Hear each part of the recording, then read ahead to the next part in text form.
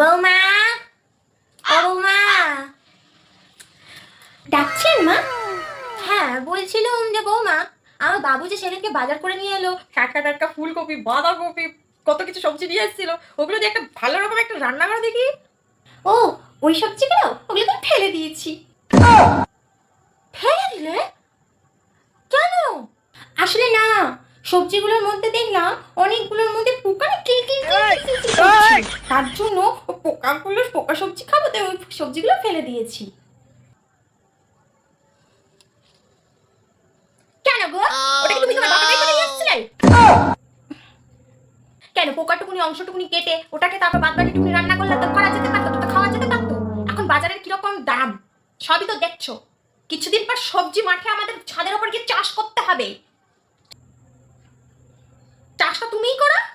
আমি তো চাষ করতে পারি না মা। কি সবজি সবজি সবজি সবজি করে খুঁজতে হবে না। বাজারের যে অবস্থা, যা দাম বাড়ছে জিনিসপত্র, কিছুই জানো না। ঘরে বসে বসে তো আমার বাবুর টাকা সব ধ্বংস করো তুমি। ম্যাগি আছে, ম্যাগি করে দিই। দাও, ম্যাগি করে দাও। ঠিক আছে, আমি এক্ষুনি নিয়ে আসছি। এই নিন মা ম্যাগি। দাও। ভালো হয়েছে মা? ভালোই হয়েছে। এত দেরি হলো আনতে? আসলে না মা, আমি যখন রান্না করে আমি যখন জল ভরতে গেছিলাম না, তখন দেখি আরশোলা পুরো ফ্যামিলি উড়ে উড়ে যেতে যেতে ওরা ক্র্যাশ করে পুরো ম্যাগি কড়াইতে গিয়ে পড়লো। পুরো ম্যাগিটা দামে ফেলে দিতে হলো। ফুস, আমি আবার জিনিসপত্র আর ফেলি?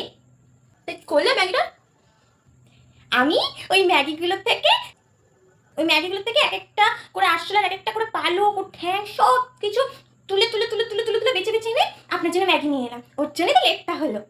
খেয়ে বলুন কেমন হয়েছে। रे तो एल लग गए।